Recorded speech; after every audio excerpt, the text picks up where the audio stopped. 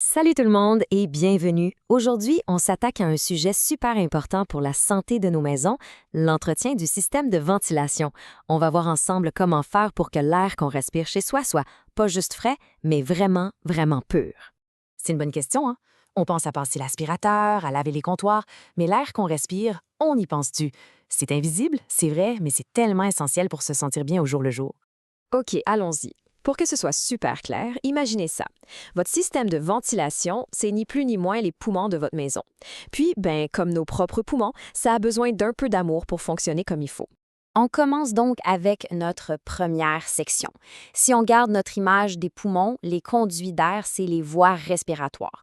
Fait que c'est pas compliqué, il faut que ça reste super dégagé pour que la maison puisse justement bien respirer. Bon, un système de ventilation ALD, c'est quoi au juste? En gros, c'est une machine qui fait l'échange d'air. Elle sort l'air qui est, disons, moins frais, plein d'humidité, puis elle fait rentrer de l'air neuf de dehors. C'est pour ça que de bien l'entretenir, c'est la clé. On passe maintenant à la deuxième partie. Puis ça, c'est vraiment le fun.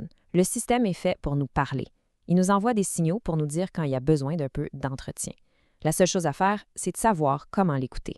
Et ce signal-là, il vient de la commande sur le mur. C'est pas mal le centre de contrôle, le lien direct entre la machine et nous.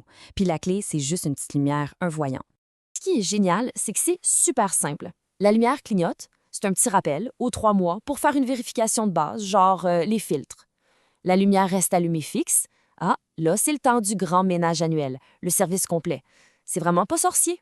Bon, une fois que l'entretien est fait, faut le dire au système. C'est facile comme tout. On pèse sur le bouton Man Auto, on le tient enfoncé 2 petites secondes, puis pouf, la lumière s'éteint. Et voilà, le système est reparti pour un tour jusqu'au prochain rappel.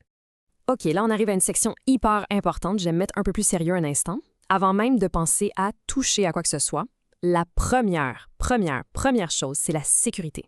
La règle numéro 1, puis ça, ce n'est pas négociable, on débranche l'appareil de sa source de courant.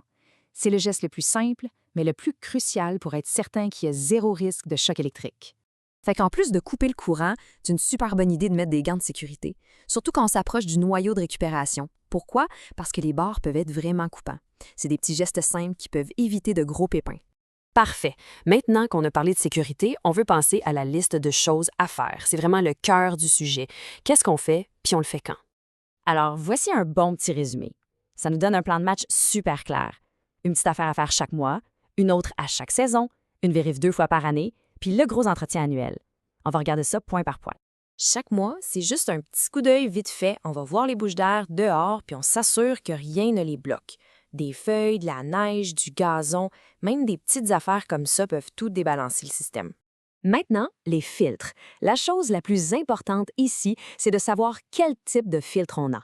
Les modèles de base, genre MER V6 ou en aluminium, ceux-là, on peut les laver. Mais attention, les filtres plus performants, au charbon ou les MER V13, on ne les lave jamais. Ceux-là, on les jette et on en met des neufs. L'idéal, c'est de faire ça au printemps et à l'automne.